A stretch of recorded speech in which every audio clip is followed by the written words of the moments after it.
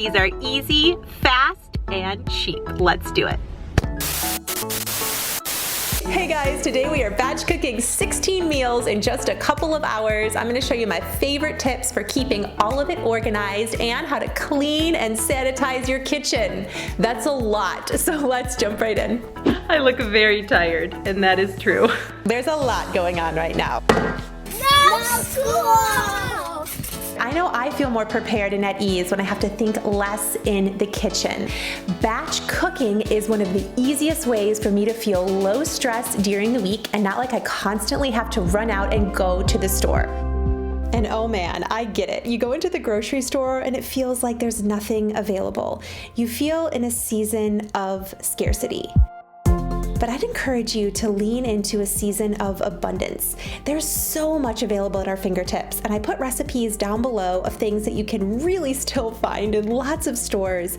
And all of these recipes are from happymoneysaver.com. I went through and wrote down all that I needed, categorized by different areas of the store. I've got my list organized by section of the store, my freezer bags. I want to get this done fast.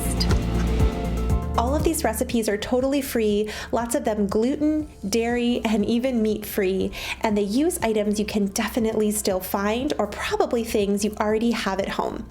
Rotisserie chickens, we've been grabbing lots of these. Grab a couple of them and you can easily freeze them and incorporate them into these meals. 16 meals and about $100, and some things I even pulled from my own freezer and fridge. These first recipes are uncooked, and I'm going to stick them in gallon Ziploc bags that I can then freeze to put in my Instant Pot or crock pot later.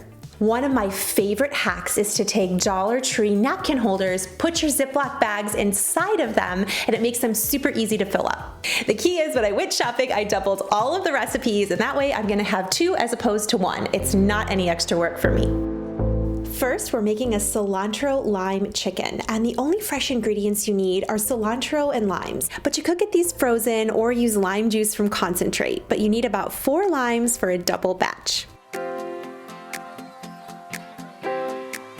You also need 2 pounds of chicken. You can use frozen chicken or fresh, whatever you have, and whatever beans you have on hand.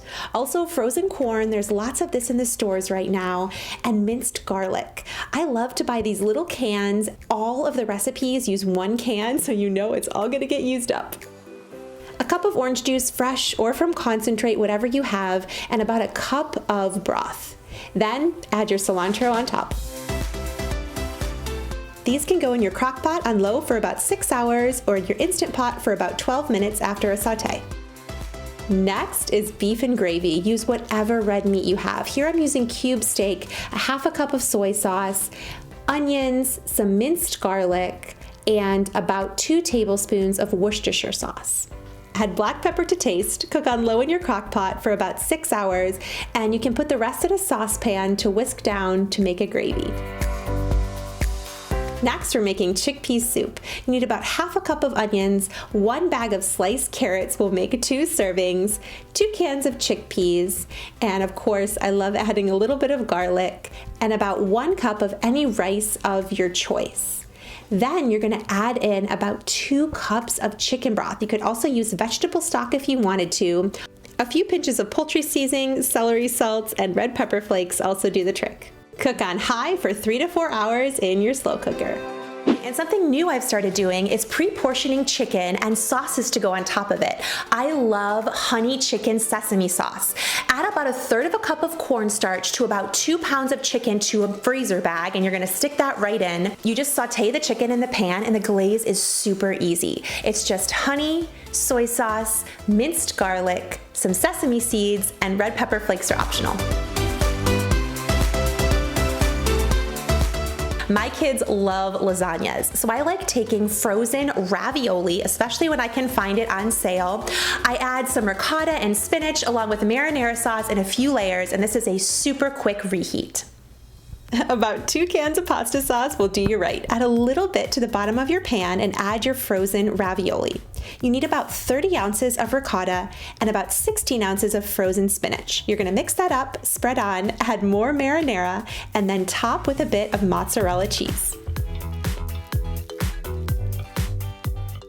To frozen rotisserie chicken, add 4 cans of Alfredo, 2 large bags of tortellini, and about 1 cup of pesto and 2 cups of mozzarella.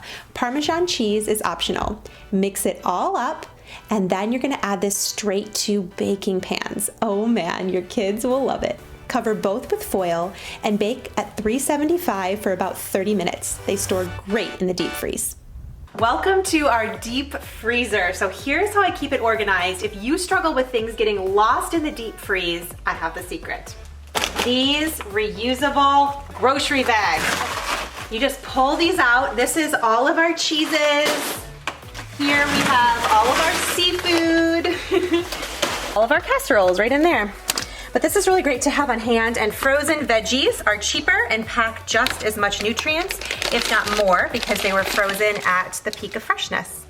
The meals we made earlier, freeze them flat and stick in a Dollar Tree bin. Gallon Ziploc bags fit perfectly and they're easy to access. So I really like about these recipes in particular that I can work in waves throughout the day, and then at the end of the night, tackle the kitchen. I've got to clean this kitchen, and I want to show you some of my favorite ways to sanitize. Clorox stock booming. That's for sure these days. I know it's basic, but my main way of cleaning is dish soap and hot water. I do that on all my countertops, and then about once a week, I take everything off to fully disinfect. And if you're using any type of disinfectant spray or wipe, make sure you can see visible wetness for at least 4 minutes, and you let fully dry for about 15 before you put anything back on it. I feel like personally my mind has been all over the place the last few days, and if you feel like that too and you're self-distancing and staying at home, what are some ways around your home that you can love it a little bit extra? Take some extra care to go through and put some spaces back in order that you've neglected for a while. For me, I found those things have felt really good and have been really inspiring. The little things make a big difference. Keep being healthy, do the best that you can, and care for your family the best way that you know how. Organize something, make it pretty, and one day we'll be able to look back on this season with gratitude and say, we totally got through it. This too shall pass. Be smart, take care of yourself. I am so grateful you are here, and I hope you walked away from this video today with something new and feeling a little better. I love you guys so much. If you haven't already, join the Dime Tribe, subscribe so I can catch you in the next video. Bye. Look what Owen did to my label maker. That is chalk pen. What do you think? Yeah.